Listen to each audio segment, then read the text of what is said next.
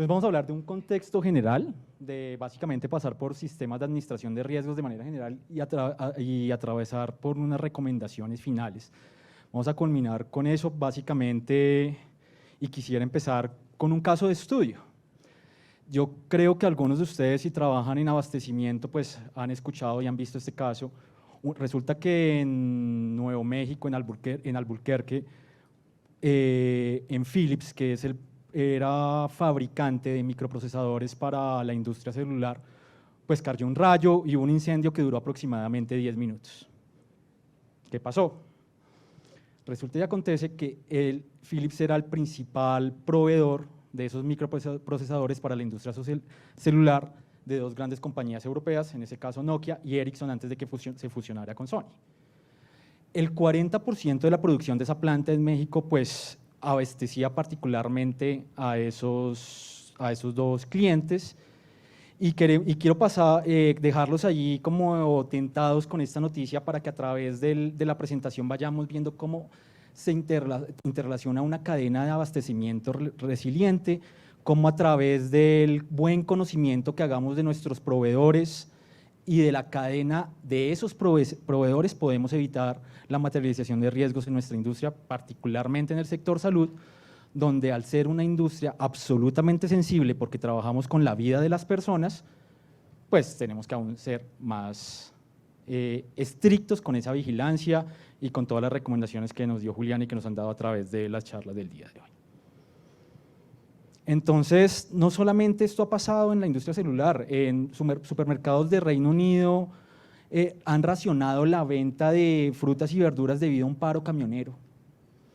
Transportistas paralizaron España y convocan un paro indefinido y las industrias de ventas de retail no sabían qué hacer en épocas como la Navidad, no tuvieron planes de contingencia adecuados.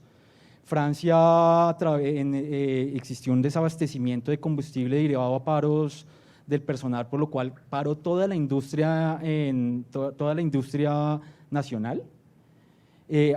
Existe actualmente escasez de contenedores para la exportación desde China, por tanto esto ha afectado toda la cadena de abastecimiento en todas las industrias. Ataques cibernéticos, que lo mencionaban anteriormente, hizo que las industrias de aviación se filtraran los datos de todos los proveedores, a dónde iban, cómo iban, y esto generó una crisis reputacional en varias aerolíneas y pues creo que ustedes han estado más enterados de escasez de medicamentos en Colombia, pues que resuenan en las puertas del ministerio, básicamente un fenómeno que no solamente se da en Colombia, sino en todos los países de la región. Por tanto, el Foro Económico Internacional nos dice, oiga, todas las industrias están en un contexto de incertidumbre, donde vemos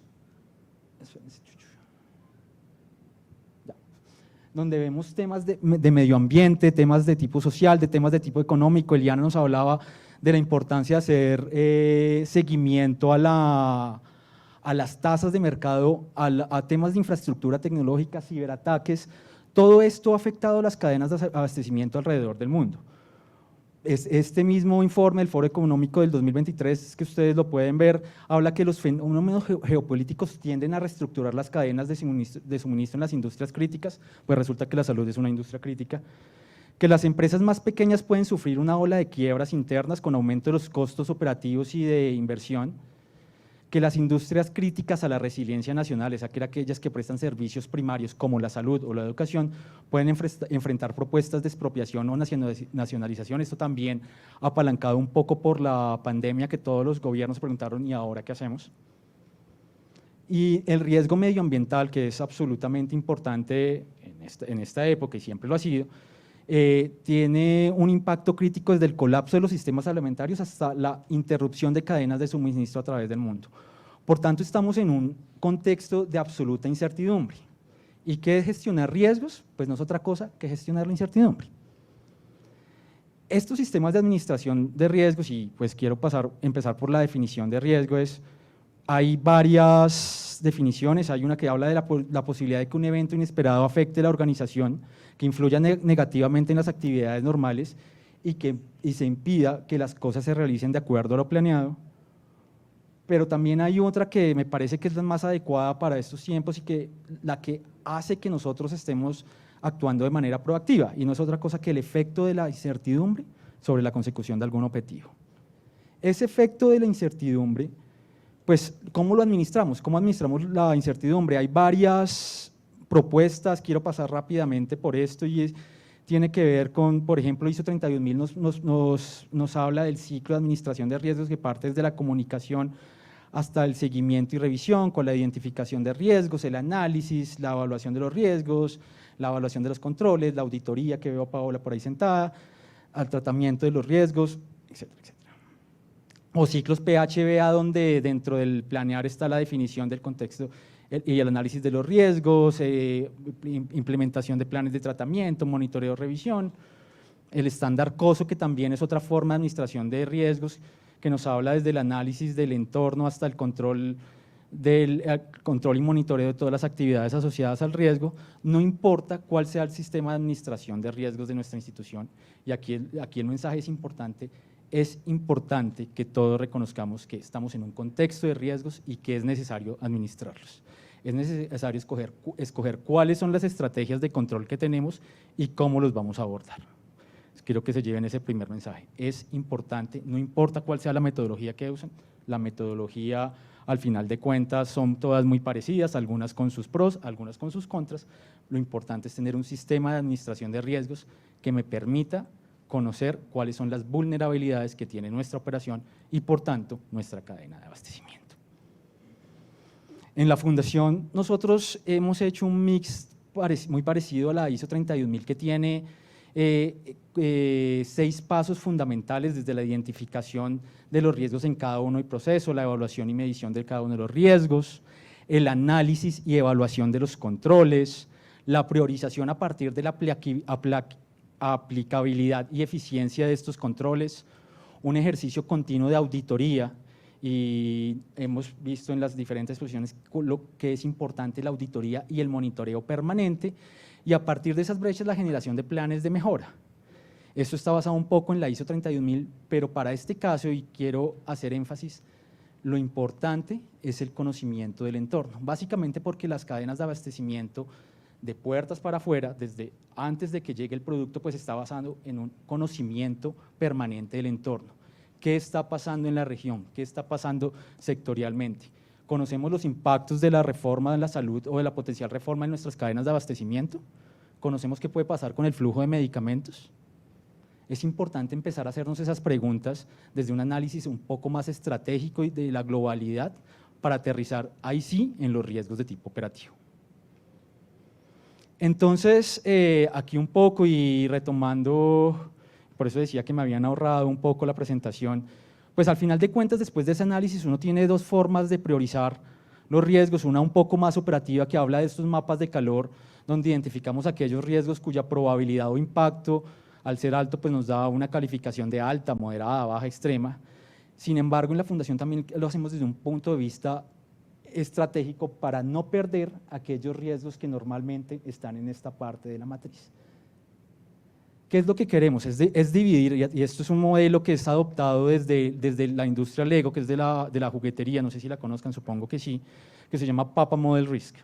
Ese Papa Model, que es de parquear, adaptarse, actuar y prepararse, pues tiene básicamente la ubicación de estos riesgos con unos verbos infinitivos que hace que las instituciones puedan observar su ciclo de riesgos desde una óptica de actuación. Entonces, si hay unos riesgos con menores probabilidades de materialización o que tengan menor velocidad de cambio en el entorno, y quiero hacer énfasis en el entorno porque el conocimiento de lo que pasa alrededor de nuestras industrias es donde más identificamos de manera proactiva los riesgos, pues parte de la observación de aquellas situaciones que pueden afectar en el corto, mediano plazo nuestra industria. En el tema de adaptación, nosotros, pues, por ejemplo, ¿qué podemos hacer frente a cambios regulatorios? No es otra toma de incidir en donde podamos incidir en política pública, o sino adaptarnos. En el tema de prepararnos para futuros cambios o prepararnos para para la incertidumbre, y hablábamos esta mañana, escuchaba a Juan Carlos hablar sobre estrategias de sostenibilidad. Nos estamos preparando y esperamos que todos nuestros proveedores y nuestros aliados de valor se preparen, básicamente porque eso va a ser un factor de decisión. cuando estemos en la hora de escogencia, después de tener la seguridad del paciente, seguramente esfuerzos en sostenibilidad van a ser factores decisivos. Entonces, es importante que no solo la Fundación Santa Fe, sino todas las industrias, todos sus aliados de valor estén preparando, y importante que nos jalonemos entre todos, eso es absolutamente también relevante.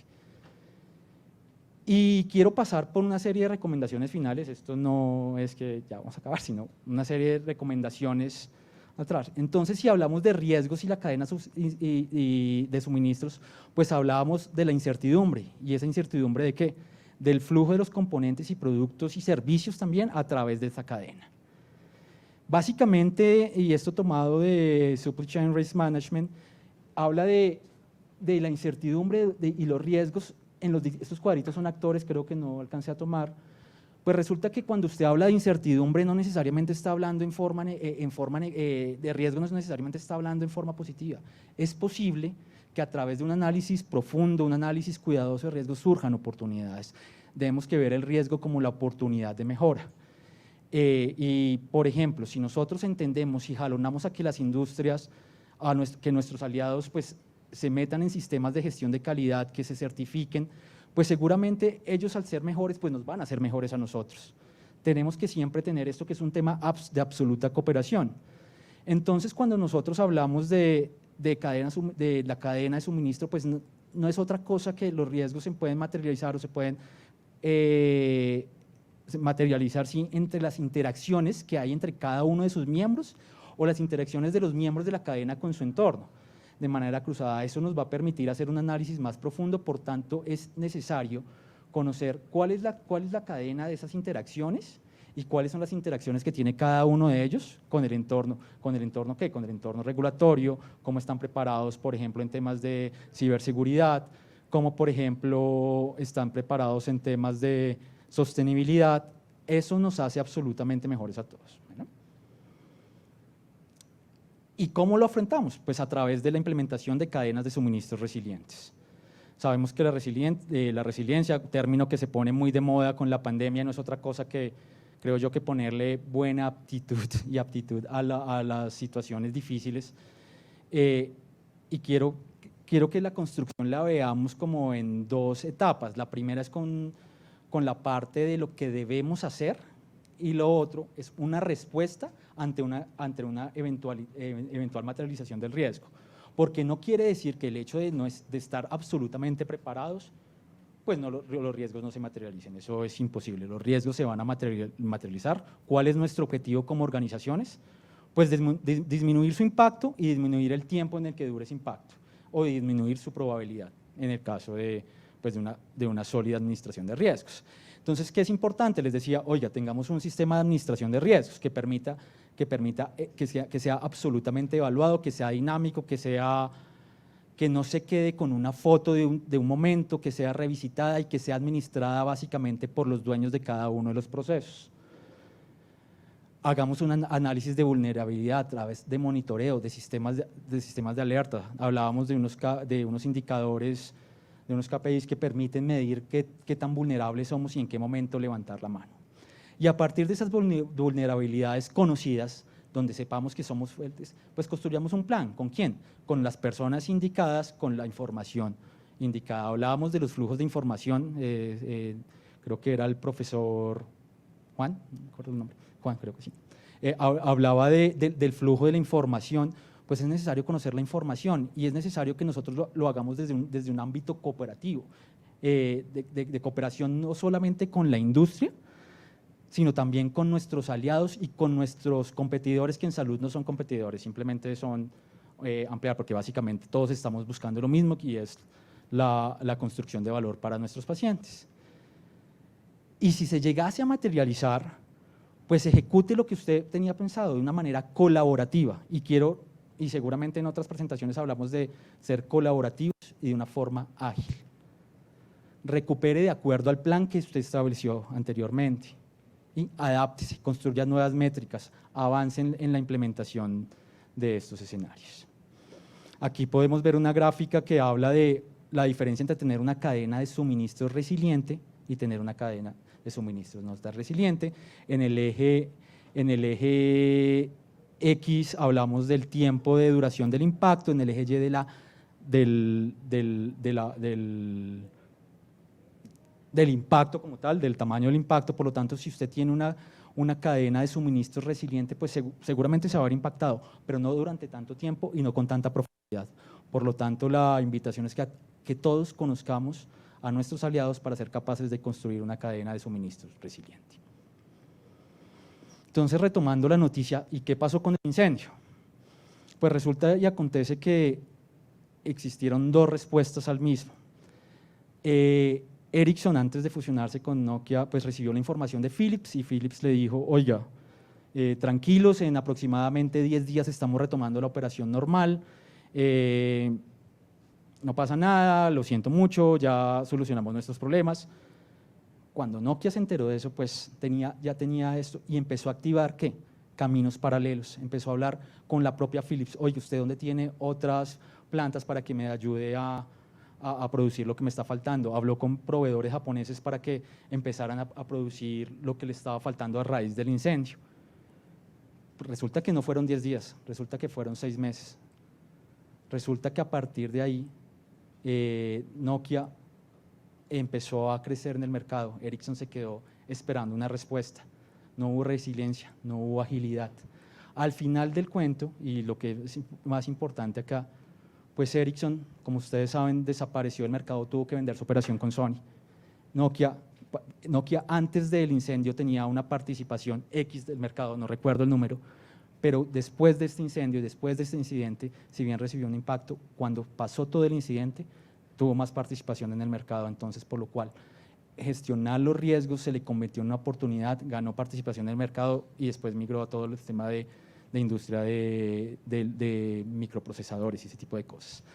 Por lo tanto, la invitación es, oiga, si nosotros estamos preparados para este tipo de eventos, si conocemos, por ejemplo, qué puede pasar en las organizaciones, si estamos enterados cuáles son los tiempos de respuestas ante una crisis de nuestros proveedores, de nuestros aliados estratégicos, si como nos decía ahora Juliana, si estas empresas, nuestros proveedores estratégicos, nuestros aliados están certificados, pues la probabilidad de que un evento los afecte y posteriormente nos afecte a nosotros como aliados estratégicos, pues es menor porque tienen ya garantías de tiempos de respuesta. Entonces, eso pasó con esta historia, por lo cual es importante tener cadenas de suministros resilientes. Y para terminar, quisiera darles un tema de riesgos, oportunidades, y es básicamente una serie de tips finales. Oye, ustedes siempre deben tener un pensamiento basado en riesgos. ¿Qué nos puede pasar? ¿Qué nos puede afectar? ¿Y cómo vamos a actuar frente a la materialización de un evento? Lamentablemente, como es incertidumbre, pues muchas veces tenemos que jugar con modelos probabilísticos, muchas veces gastamos tiempo y si es necesario, pues también podemos usar herramientas de transferencia de riesgos, hay pólizas de seguro, hay cláusulas contractuales que nos permiten transferir un poco el impacto económico, pero tengamos siempre un tema de pensamiento basado en riesgos. Incorpore la flexibilidad, la resiliencia y la agilidad en cada uno de sus procesos. Esto que nos va a permitir actuar de manera diligente ante una materialización, no interrumpir nuestra prestación de servicios, particularmente en la industria de la salud, que sabemos que cuando lo interrumpimos, pues estamos afectando la vida de las personas.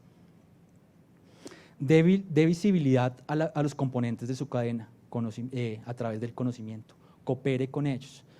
Y no por el hecho de que una industria esté en procesos de certificación, pues los vamos a descartar, no, ni mucho menos. Esto tiene que ser absolutamente cooperativo. Tenemos que jalonar a nuestros aliados estratégicos, los que tenemos algún tipo de liderazgo en el sector, ayudarnos entre nosotros, tenemos que ser visibles, contarnos nuestras angustias, porque todos tenemos angustias y dolores, y ver cómo entre todos vamos formando un mejor sistema. Y ese conocimiento también parte, y con la noticia triste que habríamos y que me causó una profunda angustia, el tema de los medicamentos falsificados y el tema de la vulneración.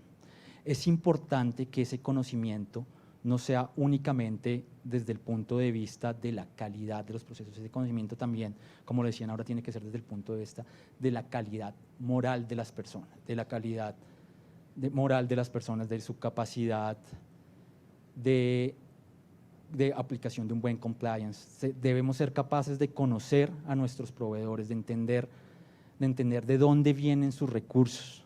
Esto no únicamente para temas de lavado de activos y financiación del terrorismo, también tiene que ver con corrupción, con fraude. Es absolutamente relevante tratar de incorporar esa debida diligencia, no únicamente para las partes de calidad, que seguramente, como lo decía Ismael iniciando la sesión, pues él va y visita a sus proveedores y a sus aliados porque a la fundación le interesa que esto, pues que los productos que llegan sean de la mejor calidad si queremos entregar desenlaces superiores en nuestros pacientes. Pero también es importante entender de dónde vienen los recursos, quiénes son los dueños de las industrias, es absolutamente relevante. Simplifique la logística. Sé que en este sector es un poco difícil, pero entre menos eslabones, mucho mejor, menos probabilidad de materialización del riesgo. Y si tenemos distribuidores en la cadena, pues entendamos cuáles son las relaciones y cuál es el sistema de administración de riesgos de estos distribuidores. Es importante que los conozcamos para tener una mejora significativa en estos procesos. Construya caminos paralelos, lo hizo Nokia. Nokia sabía dónde acudir cuando pasó el incidente con Philips. Supo que habían unas compañías en Japón capaces de fabricar estos microprocesadores. Acudió, seguramente se vio afectado por un tiempo limitado, pero se pudo recuperar. Ericsson no lo pudo hacer. Construya caminos paralelos y téngalos en cuenta siempre.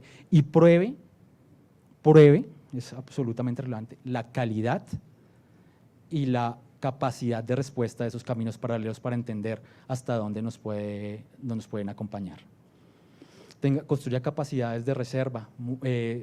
Hablábamos ahora de los indicadores de sobrestock, más sepa construir las capacidades de reserva de esto como respuesta al entorno, porque muchas veces construimos nuestras matrices de riesgo entendimiento mirándonos el ombligo. Eso no es así. Eso tenemos que ser absolutamente rigurosos con la evaluación del entorno. Me parece que son los mensajes que quisiera dejarles. Corrí un poco y muchísimas gracias.